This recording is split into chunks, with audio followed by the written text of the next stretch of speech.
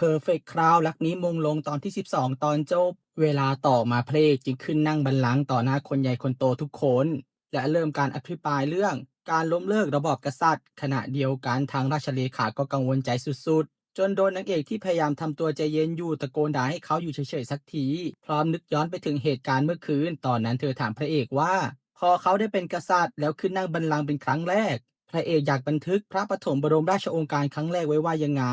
เห็นว่าในตอนนั้นทั้งคณะรัฐมนตรีกับเชื้อพระวงศ์จะพากันมาเข้าเฝ้าทั้งหมดเลยนี่ พระเอกได้จับมือเธอขึ้นมาแล้วตอบว่าเขาจะพูดเรื่องที่เอ่ยปากออกไปยากสุดๆ เขานั้นอยากล้มเลิกระบอบกษัตริย์ฐานะที่มีติดตัวมาตั้งแต่เกิดอาจไปได้ทั้งอภิสิทธิ์และข้อจำกัด ซึ่งทั้งหมดนี้ล้วนมีที่มาจากราชสำนัก พอได้ยินความตั้งใจอันแน่วแน่นี้นางเอกจึงยิ้มตอบและกอดเขาพูดว่า ตอนแรกเธอคิดว่าความฝันของพระเอกคือการก่อกบฏซะอีกนะเนี่ยที่แท้ก็จะปฏิวัตินี่เองพระเอกก็ยิ้มถามเธอกลับอย่างเอ็นดูว่าเธอเพิ่งได้ยศถาบรรดาศักดิ์มาพร้อมสละทิ้งไปแล้วหรอนางเอกเลยตอบว่าเธอไม่เคยอยากได้ฐานะทางสังคมเธอแค่โมโหที่พลาดโอกาสดีๆเพราะเรื่องเฮงซวยแบบนี้กลับมาที่ปัจจุบันหลังจากพระเอกประกาศต่อหน้าทุกคนแบบนั้นก็เริ่มมีคนทักท้วงว่านี่มันหมายความว่ายังไงกันพระเอกจึงอธิบายว่าประเทศที่มีการปกครองด้วยระบอบประชาธิปไตย อันมีพระมหากษัตริย์ทรงเป็นประมุขส่วนใหญ่มักหยิบยกประเด็นการล้มเลิกระบอบกษัตริย์ขึ้นมาหารือกันทุกปีก่อนจะหันไปถามนายกมินว่าแล้วประเทศของเราล่ะนายกมินจึงตอบว่าประเทศเราก็มีการสำรวจความคิดเห็นตามธรรมเนียมแต่มีผู้คนคัดค้านจำนวนมากขึ้นทุกปีพระเอกพูดขัดขึ้นทันทีว่าแต่ที่เขารู้มาคือผู้เห็นด้วยและผู้คัดค้านมีจำนวนไม่ต่างกันมาก10 ปีที่ผ่านมานี้จำนวนของทั้งสองฝ่ายสูสีกันขึ้นเรื่อยๆนายกมินเองก็พูดส่วนทันทีเช่นกันว่าราชสำนักไม่ได้ดำรงอยู่เพื่อพิสูจน์ว่ามีคุณค่าแต่มีคุณค่าเพราะดำรงอยู่ทำเอาพระเอกที่ได้ฟังถึงกับขำลั่นท้องพระโรงถามกลับเขาว่านายกมินเคยพูดไว้ใช่ไหมว่าไม่ต้องการกษัตริย์ที่ประชาชนไม่สนับสนุนตัวเขาลืมคำพูดของตัวเองไปแล้วหรือไงนายกมินเลยย้ำชัดว่าแม้กษัตริย์จะเปลี่ยนได้แต่ระบอบกษัตริย์ไม่มีวันเปลี่ยนแปลงซึ่งทางราชเลขากับนางเอกก็กำลังช่วยกันวิเคราะห์ว่าคณะรัฐมนตรีและเชื้อพระวงศ์ต้องช่วยการคัดค้านการยกเลิกระบอบกษัตริย์นี้แน่ๆ ราชเลขาได้พูดเสริมอีกว่ากลุ่มผู้มีอิทธิพลส่วนใหญ่ล้วนแล้วแต่มีส่วนเกี่ยวข้องกับราชวงศ์เดิมทีทั้งราชวงศ์และแวดวงการเมืองต่างก็มีประโยชน์ร่วมกันทั้งนั้นยิ่งไม่ต้องพูดถึงเชื้อพระวงศ์เลยตอนนี้พระเอกที่เป็นกษัตริย์เลยแทบไม่มีใครให้พึ่งพานอกจากประชาชนหลังเสร็จสิ้นการหารือในวันแรกนี้สำนักข่าวทุกช่องก็ลงข่าวเรื่องการหารือเพื่อล้มเลิกระบบกษัตริย์ทำเอาประชาชนภายนอกพากันแตกตื่นสุดๆอีกด้านหนึ่งพระพันปีก็มาเยี่ยมพ่อในคุก จนโดนพ่อด่าว่ากล้าโผล่หน้ามาที่นี่ได้ยังไงทอดทิ้งพ่อตัวเองได้ลงแถมไม่สงสารลูกตัวเองบ้างหรอที่ต้องเสียบัลลังก์ไปตั้งแต่เด็กพระพันปีจึงมองหน้าพ่อและตอบอย่างเย็นชาว่าลูกชายของเธอรู้เรื่องทุกอย่างมาตลอดรู้ว่าคนเป็นแม่แบบเธอทำเรื่องไม่ดีอะไรลงไปบ้างแต่เขาก็อดทนแบกรับมันมาตลอดเช่นเดียวกันพ่อรู้ไหมว่าเธอรู้สึกยังไงตอนที่รู้ว่าพ่อทำเรื่องเลวร้ายลงไปแล้วมาบอกว่าทำทุกอย่างนั้นเพื่อเธอ รู้ไหมว่าเธอต้องทนรู้สึกยังไงบ้าง เพราะงั้นพ่อจะได้ทำบาปอีกเลย จากนี้ไปจะไม่มีลูกคนนี้ให้อ้างอีกต่อไปวันกุลที่รู้สึกผิดต่อลูกสาวตัวเองสุดๆเลยยอมเปิดปากพูดเรื่องนายกมินให้เธอฟัง บอกว่านายกมินรู้เรื่องแก๊สรั่วอยู่ก่อนแล้ว แต่เขายังหลอกให้พระเอกไปที่นั่น ซึ่งเมื่อพระพันปีกำลังจะกลับ เธอก็ต้องพบว่านายกมินได้มายืนดักรอเธออยู่ก่อนแล้ว พร้อมบอกว่าเดี๋ยวเขาจะพาเธอกลับวังเอง และในระหว่างทางเขาก็หารือกับพระพันปีว่าสัปดาห์หน้าจะมีการหารือเรื่องยกเลิกระบอบกษัตริย์อีกครั้งโดยพระเอกจะให้ประชาชนไปนผู้ตัดสินใจ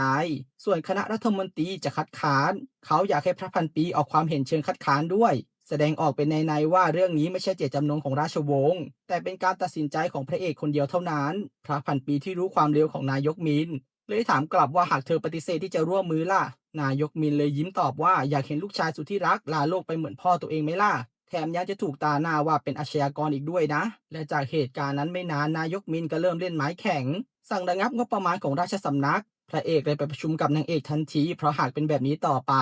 นางเอกที่เป็นมเหสีและมีหน้าที่จะสั่นงบประมาณของตำหนักนายจะได้รับผลกระทบเป็นอันดับแรกปัญหาเร่งด่วนคือเงินเดือนของข้ารับใช้ถ้ารวมราชองครักษ์กับเจ้าหน้าที่ฝ่ายต่างๆเช่นเลขาเข้าไปด้วยเงินคงติดลบไม่น้อยเลยทีเดียวแต่นางเอกกลับยิ้มถามว่านี่เธอคือใครลืมกันไปแล้วหรอ เรื่องเงินน่ะเธอเครียดอยู่อย่างเดียวว่าจะใช้ยังไงให้เงินมันหมดเดี๋ยวเธอจะบริจาคให้ราชสำนักแบบจุกๆวันต่อมานายกมินที่เห็นลูกน้องเลยยิ้มบอกว่าราชสำนักคงวุ่นวายกันใหญ่ขอบคุณที่จัดการให้นะแต่ลูกน้องกลับแจ้งว่าราชสำนักเพิ่งส่งเอกสารมาว่าจะไม่รับเงินสนับสนุนในช่วงครึ่งปีหลังแล้ว เห็นว่าทางแคสเซิลกรุ๊ปทำการบริจาคเงินก้อนโต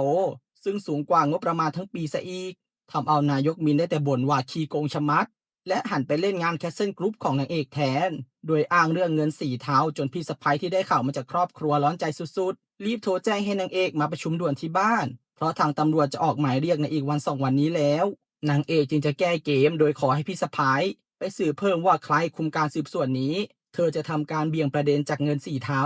เป็นการใช้อำนาจโดยมิชอบแทนพี่ชายเองก็รวบรวมความกล้าอาสาจะเป็นคนให้ปากคำกับตำรวจแทนพ่อที่ช่วงนี้ไม่ค่อยสบายจนเมื่อนางเอกจะกลับวังพ่อเลยให้พี่ชายไปส่งพี่น้องทั้งสองเลยได้มีโอกาสพูดคุยกันซึ่งก่อนลงรถนางเอกก็บอกพี่ว่าทีมทนายของ Castle Beauty เก่งมากหากมีอะไรให้ช่วยก็บอกละกันและรีบแก้เขินว่านี่เธอไม่ได้ห่วงหรืออะไรหรอกนะแค่เห็นว่าจะไปแทนพ่อเลยไม่อยากให้พลาดพี่ก็บอกว่าเขาเองก็มีประสบการณ์พอสมควรมีแต่นางเอกนี่แหละที่คอยดูถูกเขาอยู่ได้เลื่อนซะนางเอกเสียงอ่อนเพราะสำนึกผิดตอบว่าจากนี้ไปเธอจะพยายามเพลาๆลงก่อนจะเรียกเขาว่าพี่ชายและรีบลงรถไปด้วยความเขินทีไงพี่ชายนั่งภูมิใจที่สุดท้ายน้องแบบนางเอกก็ยอมรับเขาในฐานะพี่สักทีด้านนางเอกที่กลับเข้าวังไปแล้วก็ไปนอนบนตักพระเอกออดอ้อนว่าเธอเหนื่อยจังและเล่าเรื่องที่เธอกลับไปที่บ้านให้ฟังว่าอัยการกำลังจะเริ่มสืบสวนแคสเซิลกรุ๊ปพอเตือนเธอด้วยว่าอย่าไปตกหลุมพรางพวกนั้นส่วนพี่ชายก็อาสาจะเป็นคนให้ปากคำแทนพ่อ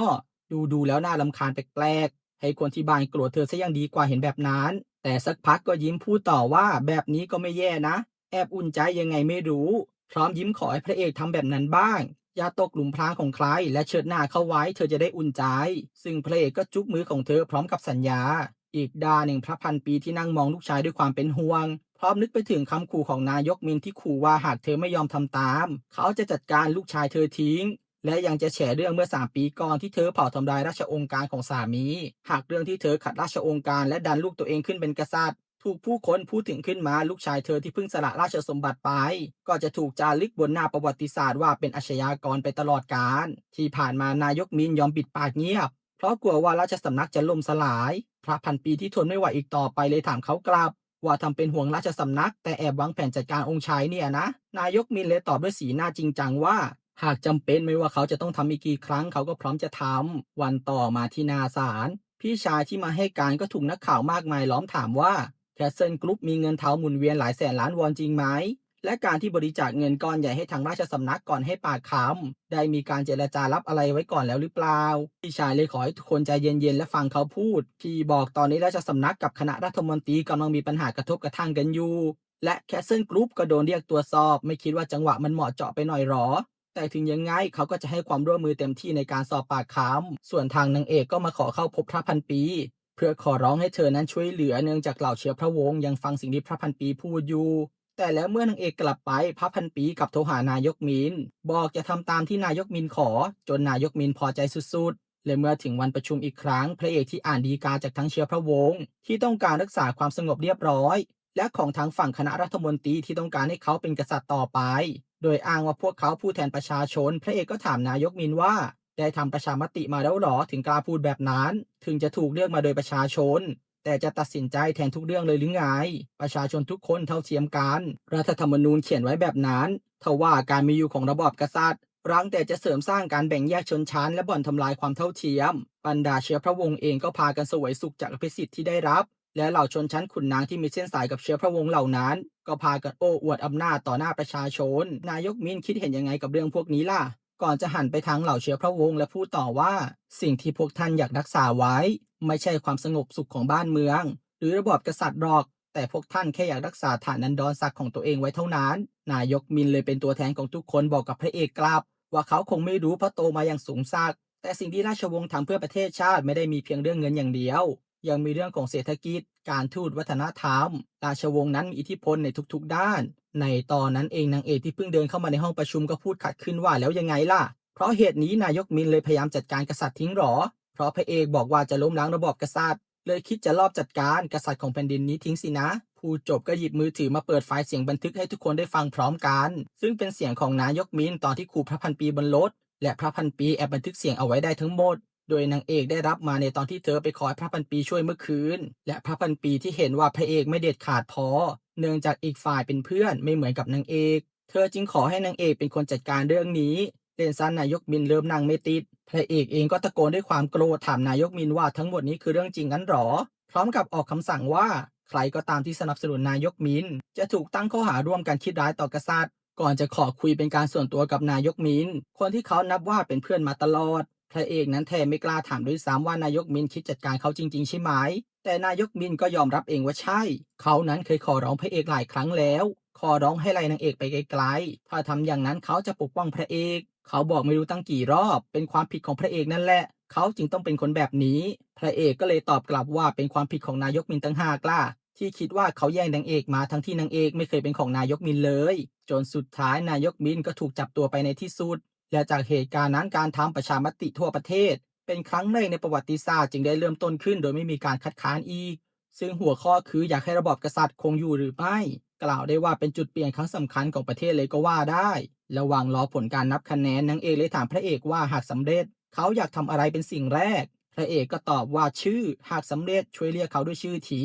ไม่ต้องเรียกเขาด้วยตำแหน่งองค์ชายหรือว่ากษัตริย์อีกต่อไปแล้วส่วนคู่ของเลขาที่กำลังยืนรอรถเมล์กันอยู่เลขาสาวก็ถามราชเลขาเช่นกันว่าหากเรื่องที่ทำอยู่สำเร็จจะเหงาไหม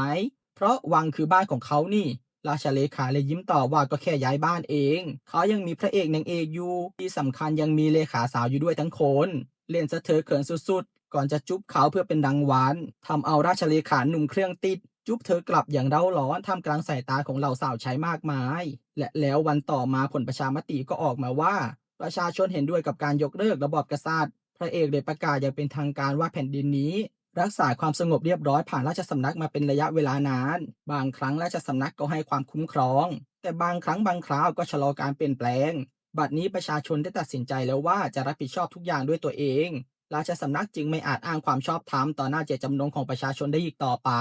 ด้วยเหตุนี้เขาขอใช้อำนาจสุดท้ายตามรัฐธรรมนูญเพื่อประกาศว่าระบอบกษัตริย์สิ้นสุดลงแล้วเมื่อจบเรื่องราวไปอย่างเรียบร้อยนางเอกจึงเรียกชื่อเขาว่าอีวานตามที่เขาเคยขอส่วนเขาก็เรียกเธอว่าฮีจูอย่างมีความสุขพร้อมกับการออกไปใช้ชีวิตแบบคนทั่วไปจากนั้นเวลาได้ล่วงเลยไปถึง3ปี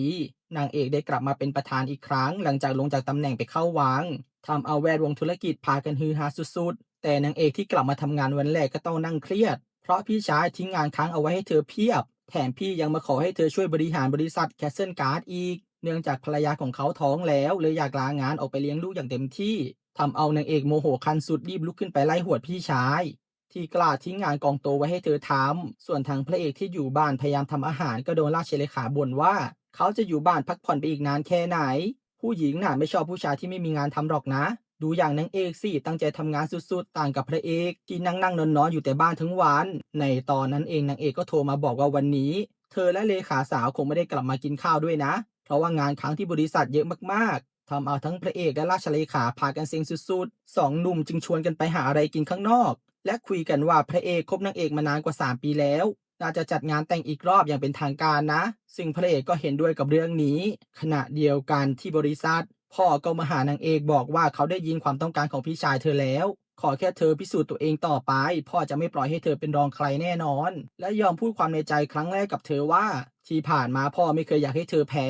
พ่อแค่ไม่อยากให้เธอแข่งกับทุกคนแบบนี้แต่จากนี้ไปพ่อจะไม่ห้ามอีกแล้วนะจนนางเอกที่ฟังรู้สึกได้ปลดล็อกความรู้สึกของตัวเองอย่างมากมายอีกด้านหนึ่งหัวหน้าสาวรับใช้ก็ให้ของขวัญพระเอกเป็นเตียงนอนแสนสบายพร้อมบอกว่าคบกันมาตั้ง3ปีแล้วยังไม่เห็นมีข่าวดีเรื่องลูกเลยเธอจึงนำเตียงดีๆมาให้เผื่อจะมีข่าวดีเร็วๆนี้วันต่อมาหลังจากพระเอกไปซื้อของขวัญให้หลานและพูดคุยกับพี่สะใภ้อย่างพระพันปีเรียบร้อยจึงแวะไปหาราชเลขาที่ร้านดอกไม้แล้วบอกว่าคราวก่อนที่ราชเลขาแนะนำดูมีเหตุผลนะเขาตัดสินใจแล้วว่าเขาจะขอนางเอกแต่งงานอีกรอบเป็นจังหวะที่นางเอกและเลขาสาวเดินเข้ามาพอดีเล่นซะพระเอกที่เพิ่งรู้ตัวเขินจนแทบมุดแผ่นดินหนีเมื่อกลับมาถึงบ้านนางเอกเลยถามเขาว่าแต่งไปแล้วนี่จะแต่งอีกทำไมล่ะพระเอกได้ยินแบบนั้นก็โมโหเพราะดูเหมือนว่าเธอไม่อยากแต่งงานกับเขาแต่ก็ต้องเงียบปากลงเมื่อเจอสายตาพิฆาตที่เธอมองใส่พร้อมคำถามว่าหรือแต่งคราวก่อนพระเอกไม่คิดว่าแต่งงานจริงๆเหมือนที่เธอคิดมาตลอดกันและทำท่าเอาพัดมาปิดหน้าเหมือนกับที่พระเอกเคยทำใส่เธอในตอนที่เธอเคยมาขอเขาแต่งงานครั้งแรกพร้อมกับถามย้ำว่าเขาคิดจริงจังกับเธอตั้งแต่ตอนไหนพระเอกเลยตอบทันทีว่าตั้งแต่แรกไม่รู้ได้ไงว่าเขาชอบเธอมาตั้งแต่สมัยเรียนแล้วตั้งแต่ที่เขาเจอเธอครั้งแรกในสนามฝึกยิงธนูเธอนั้นเหมือนดวงไฟแดงฉานที่ลุกโชติช่วงในความมืด จนเขาอยากวิ่งตามเธอไปทุกที่เธออาจไม่รู้ว่าตัวเองดังมากนะเขาได้ยินเรื่องของเธอตลอดทั้งที่โรงเรียนและหลังเรียนจบและได้แต่คิดว่าสักวันเราคงได้เจอกันอีก และแล้วโอกาสนั้นก็มาถึงในวันเกิดของกษัตริย์น้อยผู้จบก็ลุกไปจุ๊บเธอด้วยความรักอย่างหมดใจวันต่อมาพระเอกก็ไปยังงานนิทรรศการภารกิจสุดท้ายของราชสำนักซึ่งได้รวบรวมของใช้และข้อมูลต่างๆของกษัตริย์องค์สุดท้ายเอาไว้นั่นคือตัวเขาเองก่อนจะยิ้มมองดูชุดสีแดงของกษัตริย์และคิดในใจว่าตอนที่เขาอยากได้ชุดนี้มันไม่ใช่ของเขาแต่มันดันมาเป็นของเขาตอนที่ไม่อยากได้แล้วสุดท้ายเขาก็ดีใจที่เป็นคนได้ตัดสินใจเลือกทางเดินเองและโล่งอกที่ได้ตัดสินใจเลือกทางเดินนี้ก่อนจะยิ้มสบายใจออกไปหานางเอกที่มาช้าเพราะว่าติดงานอยู่และไปเชียร์เบสบอลด้วยกันกับคู่ของเลขาพร้อมชุดเชียร์แบบจัดเต็มไม่ต้องคอยรักษาภาพลักษณ์อีกต่อไปจนถูกคิสแคมจับภาพไปที่ทั้งคู่พร้อมเสียงเชียร์ว่าจูบเลยจูบเลยซึ่งครั้งก่อนตอนที่ยังเป็นองค์ชายเขาไม่ได้จูบเพราะต้องรักษาเกียรติ แต่ตอนนี้ทั้งสองจูบกันอย่างหวานซึ้งเล่นสะผู้คนพากันกรี๊ดกันทั้งสนามและแล้วเรื่องราวของซีรีส์เรื่อง Perfect Cloud รักนี้มงลงก็ได้จบลงแล้วนะครับหากชอบอย่าลืมกดไลค์กดติดตามจะได้ไม่พลาดเรื่องใหม่ๆจากช่องของเราด้วยนะครับผมสำหรับคลิปนี้ก็ต้องขอตัวลาไปก่อนสวัสดีครับ